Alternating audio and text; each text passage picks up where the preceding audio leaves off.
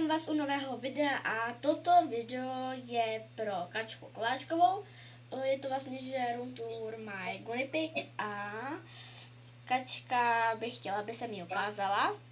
Takže tady je Kačka. Tak a už asi může mít na to a dneska mi přijde balíček vlastně, že Penny Girl, takže to pak natočím a je to ta pro Kačku Koláčko, aby se mi teda ukázala tu klec. A klec je teda taková, nevím, kolik to má ty rozměry, ale je celkem jakože hodně dost velká. Tady má normálně pítko, jo. Je to od značky Trixie, jo. Normálně je to teda v modré barvě a takhle se nějak jsem stovek, si to ještě pamatuju. Tak, normálně má tady podestýlku, to je asi jasný. Já hobliny nepoužívám, protože to hrozně práší, hlavně když běhá, tak by to, vlastně ty hobliny se by sem pak dostaly a tak, jo. Takže používám takový ty válečky.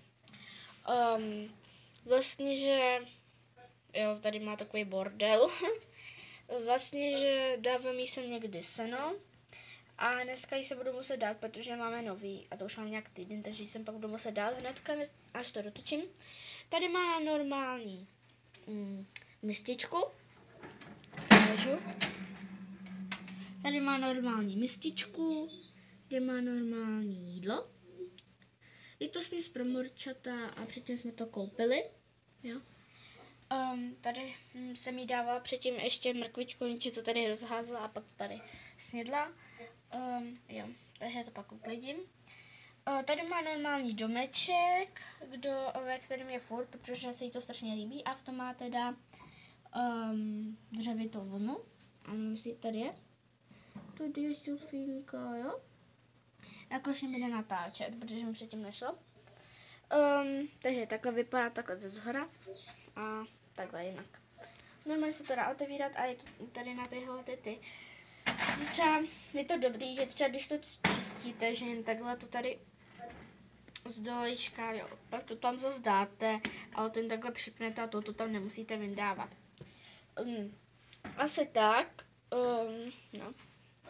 Tady má teda tu a dneska mamka měla jít pro takovou kuličku, vlastně, že na seno, ale jako paní jedna nám ji objednala, v jednom krámě, protože tam neměla, ale tu se nám nechce, takže kdyby se bylo na dlouho, a tak asi proto nepůjdeme. A dneska mi teda má přijít Penny Girl, jsem si objednávala, nebo Pony Club, takže pak mám to natočen unboxing a je to celkem krátký, to jen 3 minuty. A teda asi tak, teď malinko vedle Jiza. A pokud chcete nějaký video se Sofinkou, určitě si dolů do komentářů napište. Teď už asi pauzovat nebudu, protože to. A skoro už za týden jedeme do Bulharska, takže už se nemůžu dočkat. Jen takhle byste viděli.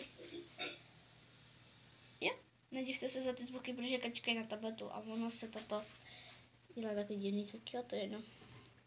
Tady je Sofinka v domečku. Byste mi vyšli, že je to fakt to pítko od Trixie, jo? Já vám to ještě víc zaostřím, že? Jo? Tak. Tady má teda popálení, hezky to zaostřilo úplně nádherně. Takže to by asi bylo všechno, snad se vám to video líbilo, hlavně tobě Kačí a ahoj u dalšího videa.